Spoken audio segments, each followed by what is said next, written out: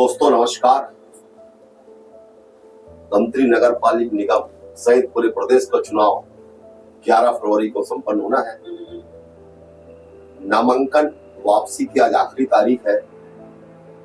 कल धमतरी जिले में नाटकीय घटनाक्रम के तहत कांग्रेस पार्टी के महापौर प्रत्याशी का नामांकन सहित एक वार्ड पार्षद का नामांकन निरस्त हो गया। वहीं नगरी में भाजपा कार्यालय में कार्यकर्ताओं ने आग लगा दिया।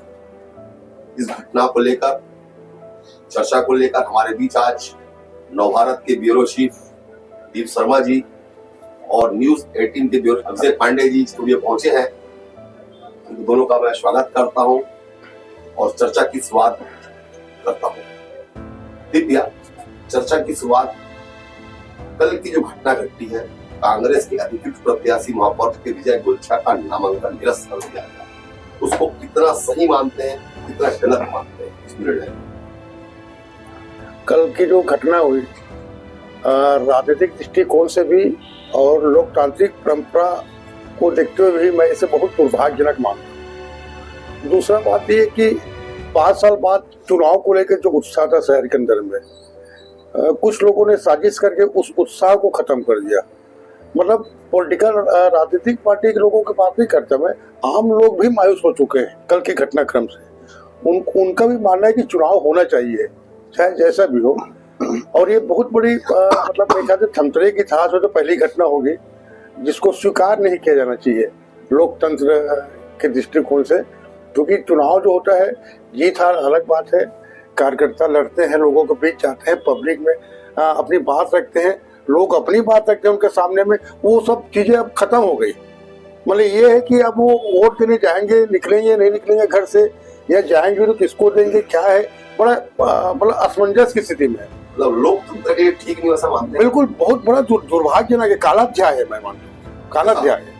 क्योंकि मेरे ख्याल से प्रदेश में शायद ऐसा पहला मामला है किसी राजनीतिक दल राष्ट्रीय पार्टी के प्रत्याशी का नामांकन निरस्त होना काफी बड़ी बात, बहुत बड़ी बात है। ये बड़ी बात है, मतलब लोगों को आपने वंचित कर दिया, उनके मतलब हकों से वंचित, अधिकारों से वंचित कर दिया आपने। पांडे जी, आपकी इस पर टिप्पणी क्या है? मेरी इसमें राय बिल्कुल अलग है दीप भैया से। मैं ये मानता हूं कि जिस तरह से पूरे देश की राजनीति ने एक नया ट्रैक पकड़ा है, किसी भी स्टेट का चुनाव लीजिए, अभी कल ही देहरादून में मेयर का जो चुनाव हुआ उसकी खबर आप पढ़ेंगे तो आप ये पाएंगे, और अभी लास्ट के जो 2014 के बाद के चुनावों का कोई भी इतिहास देखेंगे तो आप ये पाएंगे कि अगर आपने भाजपा को एक भी छोटा मौका दिया, वो नहीं छोड़ेगी। उसने अपने चुनाव लड़ने का तरीका, राजनीति का तरीका, अटल जी के समय तो हम उतने समझदार नहीं हुए थे, लेकिन अब जो समझ आती है बात वो ये है कि बीजेपी दूसरे राजनीतिक दलों से कहीं ज़्यादा आक्रामक है, ज़्यादा शार्प है, और उसके परिणाम अलग अलग चुनाव में हमको देखने को भी मिलते हैं। धमतरी में भी वही हुआ। जनता को जो मौका मिलना था वो नहीं मिल रहा, वो सही बात है, बट इसके लिए जिम्मेदार जो है ना खुद कांग्रेस ही है। मंतू राव पवार का केस हुआ था, उस समय से अगर कांग्रेस सबक नहीं सीखी है, एक भी डमी कैंडिडेट नहीं खड़ा करना, ये स्पष्ट रणनीतिक भूल है। भूल नहीं है तो स्पष्ट रणनीतिक गलती है। अगर जनता के लिए ऑप्शन लेस है, जनता के पास विकल्प कम हो गए हैं, कांग्रेस का विकल्प अगर जनता के लिए अब नहीं क्या बराबर रह गया, तो उसके लिए कांग्रेस ज्यादा जिम्मेदार है, ना कि भाजपा। जिस ग्राउंड को लेके नामांकन निरस्त किया गया, उनका कहना है कांग्रेसों का, हमने हमारे पास एनओसी है, हमने अपने आवेदन से एनओसी लगाया है, बावजूद इसके उनका नामांकन निरस्त किया गया। कल के दीपक बैच का कल प्रेस वार्ता हुई रायपुर में, उनका स्पष्ट एकदम गंभीर आरोप है कि कलेक्टर के दबाव में अधिकारियों भारतीय जनता पार्टी के रूप में काम कर रहे हैं। जब उनके पास एनओसी था तो आवेदन को निरस्त करना कहीं से नहीं बनता। इसको लेके क्या मानते हैं? मैं बिल्कुल इसमें स्पष्ट हूँ, क्योंकि ये कानूनी मामला है। 1956 की धारा 17(2) का जो कंडिका बता रहे हैं, उसके तहत उस विषय के विद्वानों में आपस में 1.5 घंटे चर्चा हुई, 90 मिनट से ज्यादा।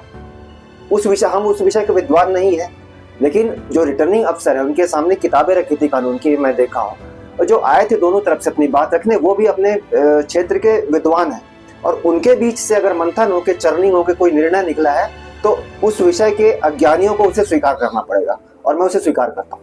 जी भी इस पे आपका क्या कहना है इस पूरे मामले में? देखिए, ये वास्तव में जो अभिषेक जी ने कहा है कि कानूनी मामला है ये, और कानूनी मामले के जानकार नहीं होने की वजह से आप उस पर कोई टिप्पणी नहीं कर सकते। मैं राजनीतिक घटनाक्रम के तौर पर टिप्पणी कर सकता हूँ, लेकिन कानूनन और प्रक्रिया को मैं कुछ चुनौती नहीं दे सकता, क्योंकि वास्तव में भी उसका जानकार नहीं हूँ। कांग्रेस जिला कांग्रेस संगठन की भूमिका क्या रही पूरे मामले में, क्योंकि महापौर के अलावा पंडित श्यामा प्रसाद मुखर्जी के जो कांग्रेस प्रत्याशी राकेश लुनिया, उसका फॉर्म निरस्त किया गया, उनका फॉर्म अधूरा भरा गया। इसको लेके क्या मानते हैं, संगठन की कितनी भूमिका रही, संगठन कितना जिम्मेदार है पूरे मामले में आपके नजर में? सबसे पहले तो मैं ये मानता हूँ सही है कि कांग्रेस का संगठन यहाँ पे बिल्कुल जीरो है। मतलब राजनीतिक चेतना जैसे चीजों की भी कमी है उनके अंदर में, राजनीतिक जागरूकता की भी कमी है। एक महापौर, मतलब ये समझ लीजिए आप युद्ध में भेज रहे हैं सेनापति को, आप वो कवच भी नहीं पहना हुआ है, सुरक्षा कवच भी उसके पास नहीं है, और आप सेनापति को युद्ध में भेज दिए तो उसकी तो हार तय है ना। जी जी जी, ये तो संगठन की गलती है ना, संगठन जीरो है, राजनीतिक चेतना नहीं उनके अंदर में, राजनीतिक समझ नहीं है उनके अंदर में। मतलब इस मामले में संगठन भी बहुत हद तक दोषी है। पूरे 100% 100% दोषी मानता हूँ संगठन को।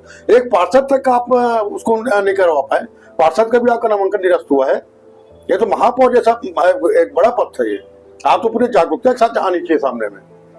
पंडित जी, आपका इस मामले में श्यामा प्रसाद मुखर्जी में जिस प्रत्याशी का, जिस दावेदार का नामांकन रद्द हुआ है, उसके लिए पहला जिम्मेदार वो खुद दावेदार ही है। अगर आपको एक पार्षद का चुनाव लड़ना चाहते हैं, चुनाव लड़के जीतना चाहते हैं, जीत के जनता के लिए काम करना चाहते हैं, और अगर आपको एक फॉर्म भरना नहीं आ रहा है तो ये आपकी अयोग्यता है, सीधी सी बात है। वो तो नियम जो है उसका पालन किया गया है कि आपको जैसा फॉर्म भरना चाहिए था आपने वैसा नहीं भरा। अगर आपको नहीं आता तो आप किसी विशेषज्ञ से लीजिए, आपके सीनियर जो चुनाव लड़ चुके हैं, बहुत सारी कांग्रेस में कमी तो नहीं है जानकारों की। इस संगठन को नहीं लगता कि संगठन नहीं, इसमें बात यही होता है कि कई जगह ये भी होता है कि सब्जी बेचने वालों को भी आप टिकट दे रहे हो। अब सब्जी बेचने वालों को जानकारी तो नहीं है, वो तो पार्टी को मर्जी तो बनता है ना कि उस तरह के लोगों को रखे हुए और उस तरह के लोगों को जानकारी देकर उसको फॉर्म भरवाए। बिल्कुल, क्योंकि कई लोग दस्तखत कल के दस्तखत नहीं कर पा रहे, तो ऐसे में तो संगठन की जिम्मेदारी बनती है ना, कांग्रेस नेताओं निश्चित तौर किया जाए फॉर्म सही है गलत है, उनके पास एक लीगल टीम है सब राजनीतिक दल के पास। वो तो पहली बार जा रहा है चुनाव लड़ने के लिए। एक नाम और एक पद बता के मैं अपनी बात रखना चाहूंगा। कल जब विजय गोलछा जी का वहां पर स्क्रूटनी में बहस चल रही थी, तो बीजेपी की तरफ से जो आए थे मिश्रा जी, उनका जो डेजिग्नेशन था उसको पढ़ते ना तो प्रदेश संयोजक IT से तो उन्होंने एक सेक्शन इसके लिए बनाया हुआ है विशेषज्ञों का कि कहाँ किसका उपयोग होना चाहिए। वैसे लोगों की टीम उनके पास है एक एक विषय पर। और कांग्रेस पार्टी सबसे पुरानी पार्टी, राष्ट्रीय पार्टी, उसके पास अगर फॉर्म भरने के लिए दिव्या बोले हाँ सब्जी लड़ने वाला भी चुनाव, बेचने वाला भी चुनाव लड़ सकता है, लेकिन उसको तकनीकी चीजों को विशेषज्ञ बताएगा। अगर कांग्रेस के पास वैसा नहीं है तो कांग्रेस कहाँ पर, इसको फिर आत्ममंथन करना चाहिए। सबसे आश्चर्य की बात आप दोनों से बता रहा हूँ कि जिस दिन दावापत्ती का समय था, कांग्रेस का एक भी नेता, कांग्रेस का एक भी पदाधिकारी उस मीटिंग में शामिल नहीं था, जबकि भारतीय जनता पार्टी के पूरे अमला वहां मौजूद था। इससे भी समझ आता है कि कांग्रेस इसको लेके क्या मानते हैं। दावापत्ती को कांग्रेस कोई नेता नहीं, कोई पदाधिकारी नहीं, इसको क्या मानते हैं आप? आपके सबसे पहले सवाल में जो मैं बोला था कि बीजेपी 6th जनरेशन में पहुंच गई है, टेक्नोलॉजी में यूज होता है 5G 6G। बीजेपी पॉलिटिक्स के 6th जनरेशन में जा चुकी है, कांग्रेस अभी 2G में ही है, मैं बोलूंगा। इसी कारण इतनी सारी भूलें गलतियां सब लेख के बाद एक हो रही हैं, उसका परिणाम सामने है। इसका नतीजा भी जनता को भुगतना पड़ेगा। कांग्रेस का तो एक पार्टी खत्म हो जाएगी ठीक है, लेकिन महत्वपूर्ण तो लोकतंत्र में जनता है, नुकसान उसका हो रहा है। इस पूरे मामले में कहीं ना कहीं जनता का भी नुकसान हुआ, जनता का ही नुकसान है। अब उसके लोकतंत्र मतलब आपके पास 100 विकल्प होने चाहिए, उसमें से एक अच्छा विकल्प अगर किल्ड हो जाता है, खत्म कर दिया जाता है या किसी भी गलती से, तो नुकसान आखिर में जनता को है। आपका कमेंट? राजनीतिक पार्टियों के पास तो संभावनाएं असीम है, जनता के पास संभावनाएं नहीं है, उनके पास विकल्प नहीं है जी। तो आज अगर चुनाव नहीं लड़ पा रहे, कल चुनाव लड़ लेंगे, लेकिन आम जनता कहाँ जाएगी, क्या करेगी, किससे अपने बात करेगी? अब इसको लेके कांग्रेस के लोग अभी तक जहाँ तक बातचीत हो रही है, अभी तक कैंडिडेट का ऐलान कांग्रेस नहीं कर पाई है, जबकि आज लास्ट है। अब इनके पास ऑप्शन बचता है मात्र न्यायालय का, मात्र न्यायालय जाके ये अपनी बात कर सकते हैं। क्या आपको लगता है कि न्यायालय जाना चाहिए और न्यायालय में रिलीफ मिल सकता है? आपको लगता है आप लोगों को, दोनों को? फिर वो विधिक पॉइंट आ रहे हैं संजय। नहीं, जाना चाहिए, निश्चित तौर पर जाना चाहिए अपने हक और अधिकार के लिए। ये बहुत सामान्य सी बात है कि उनको अपने हक अधिकार के लिए जाना चाहिए, क्योंकि उनके पास कोई विकल्प है नहीं अब उसके पास, है ना। अगर वहाँ रिलीफ मिलता है, राहत मिलता है तो अच्छी बात है। आप क्या मानते हैं? सरोज पांडे जी भाजपा की चुनाव, उन्होंने शायद राज्यसभा का, मैं स्पष्ट याद नहीं आ रहा है, चुनाव था तो उनके नामांकन पर गलत पता है इस आधार पर एक आपत्ति लगाई गई थी जी। वो आपत्ति पे कोर्ट भी गए थे जी। लेकिन जब तक कोर्ट से फैसला आया सरोज पांडे जी का कार्यकाल खत्म हो चुका था। एक नया घटनाक्रम कल हुआ है धमतरी जिले में। नगरी के भाजपा कार्यालय में यहाँ टिकट बिकता है का एक बैनर लगा हुआ है और कार्यकर्ताओं ने कल भाजपा कार्यालय में आग लगा दिया। भाजपा काफी अनुशासित पार्टी मानी जाती है, लेकिन कल की जो घटना जिले में घटी है, 2 घटना है। महापौर पद के प्रत्याशी का नामांकन निरस्त होना और भाजपा कार्यालय में आग लगना, इसको क्या मानते हैं जी आप? मैं मानता हूँ संजय, जैसे अभिषेक जी ने भी कहा कि 6G 7G 8G, आप जितने रफ्तार से भागोगे ना, हादसे का खतरा भी उतना बना रहेगा, है ना। तो ये वही उसी का परिणाम है ये, कि आप जितने रफ्तार से भाग रहे हो ना, तो ये उसका हादसा है ये। और टिकट वितरण को लेकर स्वाभाविक जिस नाम को लेकर आपत्ति थी वहाँ पे, तो बोले अभी शायद भाजपा में आया है या जो भी उसके बारे में कहा जा रहा है, कार्यकर्ताओं में बहुत रोष था। ये घटना नहीं होनी चाहिए, राजनीतिक तौर पर नहीं होनी चाहिए, लेकिन कल हुई तो उस आक्रोश को कैसे खत्म कर सकते हैं, ये भाजपा की संगठन सोचेगी इस बात को, और सोचना चाहिए निश्चित तौर पर। नहीं, ये घटना कल की जो घटना है पांडे, इसको क्या मानते हैं? कांग्रेस तो जो हो रहा है, लेकिन भाजपा में भी जो घटना हो रही, कार्यालय में आग लगाया जाना, यहाँ टिकट बिकता है का बैनर लगाना, इसको क्या मानते हैं? मैं ये मानता हूँ कि भाजपा वहां पर फेल हो गई है। नगरी में भाजपा का ठीक से ध्यान नहीं है, उस क्लास को टीचर ठीक से अटेंड नहीं कर रहा है, वहाँ किस बच्चे को क्या चीज की जरूरत है इस पर ध्यान नहीं दिया जा रहा है। पिछले 2 विधानसभा चुनाव के परिणाम भी यही बता रहे हैं जी। उस नगरी एक धमतरी जिले का जरूर हिस्सा है, बट वहाँ की राजनीति अलग है, वहाँ का जो डेमोग्राफी है वो अलग है, वहाँ के विषय और मुद्दे अलग है, और कहीं ना कहीं जो सोच के साथ धमतरी कुरुद के राजनीतिक भाजपाइयों का सोच एक अलाइनमेंट में दिखता है, बट नगरी थोड़ा सा मेरे को अलग लगता है सोच समझ में, वहाँ की जरूरतों में और मुद्दों में। तो भाजपा उस चीज को ना एड्रेस नहीं कर पा रही है नगरी इलाके को, और उस पूरे विधानसभा उस पूरे रीजन को। कहीं ना कहीं ये उसका एक छोटा सा उदाहरण है कि एक जिला अध्यक्ष का पुतला फूंक दिया जाए, दफ्तर फूंक दिया जाए, तोड़ फोड़ मच जाए और मचते ही रहे, कोई रोकने वाला भी ना है। इसका मतलब कि जो भाजपा को नगरी क्षेत्र के लिए अलग से प्रभारी बनाना पड़ेगा, और वो वहाँ के नेताओं को, कार्यकर्ताओं को एक अलाइनमेंट में लेके आए, क्योंकि भाजपा में ये परंपरा हम लोग नहीं देखे हैं कभी कि इस तरह से हो। कांग्रेस के प्रदेश कार्यालय हो चाहे किसी भी राज्य का कार्यालय हो, इस तरह का हो जाता है, उसमें आदमी हैरान नहीं होता। भाजपा में अगर नगरी में हो तो भाजपा को इसको बहुत गंभीरता से लेना चाहिए। आपने कांग्रेस संगठन की बात की, कांग्रेस संगठन खत्म हो चुका है, अब इस पूरे घटनाक्रम में भाजपा संगठन, जिले के भाजपा संगठन की क्या स्थिति? अभी तक की स्थिति ये था संजय कि हम भी मानते थे कि नगरी की राजनीति को चाहे भाजपा हो चाहे कांग्रेस हो, कुरुद और धमतरी लोग चलाते हैं, ये अभी तक अपन मानते रहे। और इनका नगरी का निर्णय भी यही लोग लेते हैं बैठ के, वहाँ कौन चुनाव लड़ेगा, कहाँ राजनीतिक घटनाक्रम क्या होगी, किसको हमको ऊपर उठाना है, किसको नीचे बैठाना है, किसको किनारे करना है, ये सारे निर्णय कुरुद और धमतरी हुआ करते थे जी। पहली बात, अगर नगरी को उनका अधिकार मिला है, उनका हक मिला है, जिला अध्यक्ष के तौर पे एक सम्मान मिला है, तो वहाँ के कार्यकर्ताओं को भी सोचना चाहिए, संगठन को भी सोचना चाहिए, वहाँ के स्थानीय नेताओं को भी सोचना चाहिए कि अब हम संगठन के साथ चले, क्योंकि हमको हमारा सम्मान मिला है, वापस मिला है। बहुत मेहनत की जरूरत है नगरी में, मेरे को लगता है भाजपा को। वहाँ के लोग अगर इतने ज्यादा नाराज हो गए हैं, मतलब वहाँ के भाजपाई अगर इतने ज्यादा नाराज हो गए हैं कि अपने ही दफ्तर को फूंक दे, तो ये सामान्य मामला नहीं है। फूकने के अलावा उनका कहना है कि पैसे में टिकट बांटा गया है। कुछ भाजपा नेताओं पे गंभीर आरोप कार्यकर्ता लगा रहे हैं कि टिकट को बेचने के लिए पैसा लिया गया। ये काफी गंभीर मामला है। ये आरोप मंगलदोर में भी लगा हुआ था जब मंडल अध्यक्ष का चुनाव हुआ। जी। सेम यही वहाँ के कार्यकर्ताओं ने भी आरोप लगाया कि पैसा लेके भाजपा संगठन ने मंडल अध्यक्ष नियुक्त किया है। मेरे को नहीं लगता भाजपा के अंदर अब किसी के में इतनी ज्यादा हिम्मत होगी को पैसा वैसा लेना वेने का काम करे किसी चीज के लिए। प्रदेश में जितने जगह जितने भी नामांकन निरस्त हुए हैं, बिलासपुर की बात कर ले, दुर्ग की बात कर ले, तो 80 से 90% जो है वो कांग्रेस के प्रत्याशियों के पर्चे निरस्त हुए हैं।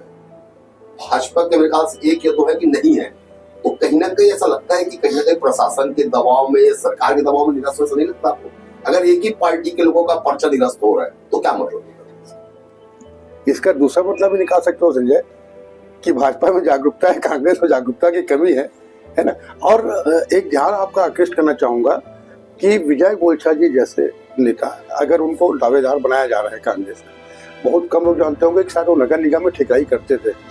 आप भी, मैं क्या से आपके नॉलेज में भी नहीं रहा होगा, विद्युत मंडल में ठेकाई करते थे, यहाँ तक मालूम हुआ। तो कौन ऐसा आदमी है कांग्रेस के अंदर में, जयचंद है, कि जो कंप्लीट दस्तावेज को कि इन्होंने काम किया, इनका इतना पेमेंट निकला पॉइंट टू पॉइंट, कौन ऐसा आदमी जो बाहर लेके आया है?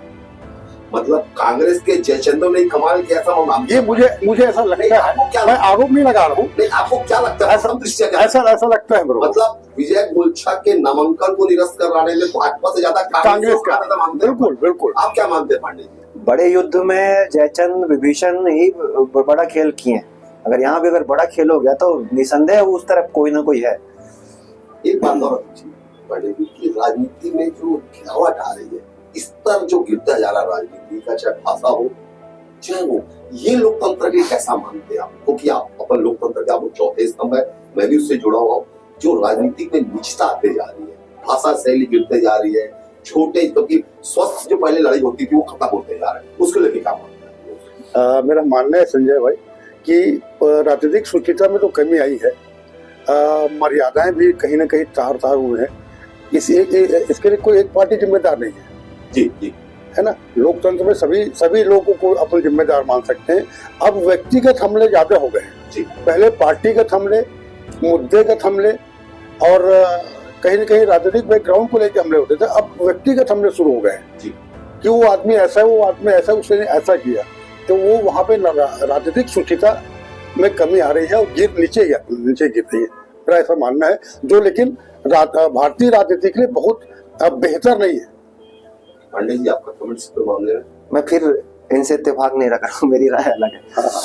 मैं जो भी हो रहा है, एक धमतरी की घटना हो या छत्तीसगढ़ या किसी भी स्टेट में, जो भी हम लगातार तुरंत खबरें मोबाइल में आते रहती, देखते रहते हैं, चाहे शॉर्ट में देखें या पूरा डिटेल में पढ़ें। भारत की राजनीति में मैं इसको संक्रमण काल कहूंगा, ट्रांजिशन पीरियड। हर चीज में बदलाव हो रहा है और इसमें अनेकों चीजों की भूमिका है। सबसे ज्यादा सोशल मीडिया की भूमिका है। अब अमेरिका का एलन मस्क अगर यूरोप की राजनीति में दक्षिणपंथियों को समर्थन दे रहे हैं तो वो भी आज हमारे दिमाग में है। और जिस दौर की राजनीति को हम अच्छा कहते थे कि जहाँ शुचिता थी, अटल जी का दौर हो गया, उनके और बहुत सारे बड़े नेताओं पर, वहां तो ये था ही नहीं ना। आम जनता को पता ही नहीं रहता था कहाँ क्या हो रहा है। आज हर बार तो आम जनता के दिमाग के जैसे, सोच के जैसे, राजनेताओं के दिमाग को भी अंतरराष्ट्रीय स्तर पर चीजें प्रभावित कर रही हैं और उस हिसाब से चीजें बदल भी रही हैं। मीडिया में भी बदलाव है, आप भी मीडिया में रहे, हम भी नहीं है और लगातार देख रहे हैं इस चीज को। तो पत्रकारिता के स्तर में भी बदलाव है। मैं उसे नहीं कहूँगी घटिया हो रहा है, मैं कहूँ बदल रहा है। तो बदला, कोई चीज बदलती है तो मेरे को लगता है थोड़ी गंदगी बाहर निकलती है, वो निकल रही है। मेरा विश्वास है कि इस कुंभ का मेला चल रहा है और मंथन, मैं इसको मंथन कहूंगा, इस मंथन से कुछ ना कुछ बेहतर ही निकलेगा हर दिशा में, हर विषय में। आपने मीडिया की बात किया, निश्चित रूप से मीडिया में परिवर्तन की। अब पूरे जो देश में घटनाक्रम कैसे बदल रहा है, उसमें मीडिया की भूमिका आने वाले समय में कैसी होनी चाहिए? क्योंकि भूमिका मीडिया की बदल रही है, आप भी देख रहे हैं। आप कैसा मानते हैं अब मीडिया की भूमिका कैसे होनी चाहिए पूरे देश में? क्योंकि कहीं ना कहीं जनता आपको देखती है, मीडिया को देखती है, ऐसे मीडिया की भूमिका क्या होगी? देखिए संजय भाई, मैं जहाँ तक मानता हूँ, जैसे अभिषेक जी ने भी कहा कि बहुत हाईटेक होते जा रहा है, चाहे राजनीति हो, चाहे मीडिया हो, चाहे सोशल मीडिया हो। मतलब एलन मस्क जैसा चीजें भी अब एक टिकरापड़ा या आमापाड़ा बस्ती का लड़का समझने लगा है। आप भी समझने लगे, इतना हाईटेक हो गया। लेकिन आज भी मैं देख रहा हूँ आपके माथे पे तिलक लगा हुआ है जी। तो आप उससे जुड़े हो क्या? कहीं ना कहीं आप जुड़े हो ना, अपने संस्कार से जुड़े हो ना। बिल्कुल, आप छोड़े तो नहीं हो। बिल्कुल। आप कितना भी आदमी हाईटेक हो जाए जी, आप आदमी अपनी शुचिता छोड़ देगा, अपने संस्कार छोड़ देगा, अपनी मर्यादाएं छोड़ देगा, नहीं छोड़े। बिल्कुल ठीक बोल रहे हो। बस अंतर यही है, बदलाव नहीं है, वो लड़ाई है, दो विचारधाराओं की लड़ाई चल रही है। नहीं, इसमें मीडिया की भूमिका कैसी होनी चाहिए, क्या होनी चाहिए, महत्वपूर्ण बात ये मीडिया की भूमिका तो तलवार के धार पे चलने वाली मामला है, बहुत बहुत बारीकी से उनको नजर रखने की जरूरत है। अगर आपने एक भी कोई गलत तथ्य परोस दिया तो आग लग जाएगी, जैसे नगरी में घटना हुई ना। पंडित जी, आपका इस वाले कमेंट्स। पत्रकार, मीडिया कर्मी, संपादक जो अभी हैं, उन्होंने कोई भूला नहीं कि टीवी कैसे चलता था एंटीना सेट करके, और आज कहीं भी यहीं बैठ के टीवी कोई सा भी चैनल देख सकता हूं। तो और जो आम जनता है उनके लिए हम समाचार, हमारा काम है डाकिए का, खबर को जस का तस पहुंचा देना। चिट्ठी में जो मैसेंजर है, चिट्ठी में जो लिखा हुआ है उसको जस का तस अगले तक पहुंचा देना। लेकिन साथ ही मैं समझता हूँ कि जिम्मेदारी की आम लोग से ज्यादा जानकारी रखना भी निश्चित तो धर्म है, नैतिकता है हमारी। तो ज्यादा पढ़ना पड़ेगा, ज्यादा सुनना पड़ेगा, ज्यादा समझना पड़ेगा पत्रकारों को, क्योंकि मीडिया क्या है, पत्रकारों से मिलकर तो मीडिया बना है, आसमान से तो उतरा नहीं। तो जो लोग मीडिया में हैं वो मनुष्य हैं, उनको ज्यादा पढ़ना लिखना पड़ेगा, और जो ज्यादा पढ़ा लिखा रहेगा उसी की ही वैल्यू रहेगी। मैं ही मानता हूँ इस बात को, क्योंकि अभी बैठे बैठे आपने जो कानूनी बात पूछ ली, हम उसके जानकार नहीं है, लेकिन जानकारी वास्तव में रखनी चाहिए सब चीजों की। जी जी, मैं देखिए, और पंडित जी आखिरी सवाल में जा रहा हूँ कि कहीं ना कहीं इस घटना, हालांकि मैं अलग बात कर रहा हूँ, लेकिन मीडिया पर लगातार जो हमले हो रहे हैं, मुकेश चंद्राकर जी की जो पहले हत्या हुई है, उससे भी मीडिया कर्मी भयभीत नजर आ रहे हैं, क्योंकि उनके पास कोई सुरक्षा की कोई इंतजाम नहीं है, न शासन स्तर पे न जिला स्तर पे। इसको लेके मैं थोड़ा सा दो कमेंट चाहता हूँ। देखो, ऐसा अमूमन माना जाता है संजय कि बुद्धिमान लोगों की संगठन नहीं होती है ना, इसलिए मैं संगठन की बात नहीं करूंगा, लेकिन सरकारी गवर्नमेंट स्तर पे, शासन स्तर पे पत्रकारों की सुरक्षा को लेकर, इनके हितों को लेकर जरूर सोचना होगा उनको, और जरूर कोई इनको इस तरह का कोई निर्णय, नीतिगत निर्णय लेना पड़ेगा ताकि भय मुक्त होकर पत्रकार अपना काम कर सके। पंडित जी, आपका इस पूरे मामले में पत्रकारों पे इतना ज्यादा खतरा है मेरे को नहीं लगता है। अच्छा, आप नहीं मानते? इतना ज्यादा खतरा है मेरे को नहीं लगता है। हम भी बहुत रिस्की जगहों पर जाके काम किए हो गए। जी जी, इतना खतरा नहीं है मेरे को लगता है, लेकिन खतरा इस बात का ज्यादा है कि शेर आया चिल्ला चिल्ला के उसका इधर से ही ज्यादा मिसयूज कर दिया जाता है। जी जी, वो ज्यादा डेंजरस लगता है मेरे को। जी। तो ये भी दोनों तरफ बैलेंस होना चाहिए, सरकार की जिम्मेदारी है वो तो पत्रकार जो है उसकी सुरक्षा का ध्यान रखना, उसके लिए कानून बनाना, और अगर कैसे मुकेश चंद्राकर वाली स्थिति कहीं बनती है तो वैसे में कड़ी से कड़ी सुरक्षा दे, कड़ी कार्रवाई की जाए। लेकिन इतना ज्यादा मेरे को नहीं लगता कि डर में जी रहे हैं पत्रकार। जी, सब खुल के लिख रहे हैं। इतने सारे पोर्टल क्यों, कैसे आ गए? किसी को डर लगता है पोर्टल खुलता क्या? इतने सारे यूट्यूब चैनल खुल गए, लोग डर में होते तो इतना सारे चैनल खुलता क्या? इतने सारे अखबार नए आ रहे हैं, लोग डरते तो इतना सारा खुलता क्या? बिल्कुल। तो ये तथ्य स्पष्ट है कि मीडिया पे कोई बहुत बड़ा खतरा नहीं है। कुछ ऐसी विशेष तरह की घटनाएं, परिस्थितियां होती होंगी जिसमें खतरा हो सकता है, बट आमतौर पे जो मैं कह रहा हूँ ये सब इसका प्रमाण है। आप मैं खुल के बात कर रहे हैं, आप बेझिझक पूछ रहे हैं, मैं बेझिझक बोल रहा हूँ। बिल्कुल ठीक है, तो कहाँ डर है? मेरे को डर नहीं दिखाई देता। आखिरी कमेंट्स, विजय गुलेच्छा जी के नामांकन को लेकर आखिरी सवाल। इसमें जिला प्रशासन की भूमिका पर गंभीर आरोप, सीधा सवाल कलेक्टर पर दीपक बैद ने आरोप लगाया है। उनके कार्ड डिटेल्स को सार्वजनिक करने की मांग उन्होंने की है। उनका कहना है कि अधिकारी एजेंट के रूप में काम कर रहे हैं। इसको लेकर आपका कमेंट, आखिरी कमेंट्स। यार संजय, किसी को नुकसान हो रहा है तो वो अपनी प्रतिक्रिया तो देगा ना। ये दीपक बैद जी की प्रतिक्रिया कमो बेश पर उसी को मानता हूँ, और उनको नुकसान हुआ है इसमें कोई तो बात नहीं कि उनके दावेदार का उसका नामांकन निरस्त हुआ है, एक बड़ा मतलब नुकसान है कांग्रेस को। तो ये स्वाभाविक प्रतिक्रिया उन्होंने जो कहा कि प्रशासन पे आरोप लगाना, ये आरोप तो कोई भी लगा देगा, बहुत आसान है। आज की तारीख में लोकतंत्र यही है कि हम राह चलते हुए किसी को आरोप लगा दे तो उसको साबित कर पाना, सिद्ध कर पाना बहुत मुश्किल है। ये स्वाभाविक प्रतिक्रिया दीपक बैद की तरफ से जो आया है, मेरा ऐसा मानना है। स्पष्ट है कि ये बहुत कमजोर बयान है, दीपक बैद का बहुत कमजोर बयान है। उन्होंने ऐसा इसलिए कहा कि और कुछ कहने को था ही नहीं उनके पास। क्या कहते वो क्या उस बयान में माने कि हमने डमी प्रत्याशी नहीं खड़ा कर पाया, हमारी चूक थी? माना उन्होंने? नहीं माना। कभी भी वो धमतरी आएंगे, मुझे मौका मिलेगा उनसे बाइट लेने का, सवाल पूछने का, तो इस बात को मैं उनसे जरूर पूछूंगा। आप कलेक्टर पे सीधा आरोप लगा सकते हैं, ठीक है, आप विपक्ष में है, सत्ता पे, कलेक्टर पे, एडमिनिस्ट्रेशन पे, निर्वाचन आयोग पे आप आरोप लगा सकते हैं, लोकतंत्र में अधिकार है। लेकिन ये जो स्पष्ट दिख रहा है कि आपने अपनी सुरक्षा का इंतजाम खुद ठीक से नहीं किया था, आप डूब गए पानी में, आपकी नाव में छेद था ना, तो उसको मानोगे कि नहीं मानोगे आप? बहुत बहुत धन्यवाद शर्मा जी, अभिषेक पांडे जी, आपने धमतरी का समय निकाला, बहुत बहुत धन्यवाद।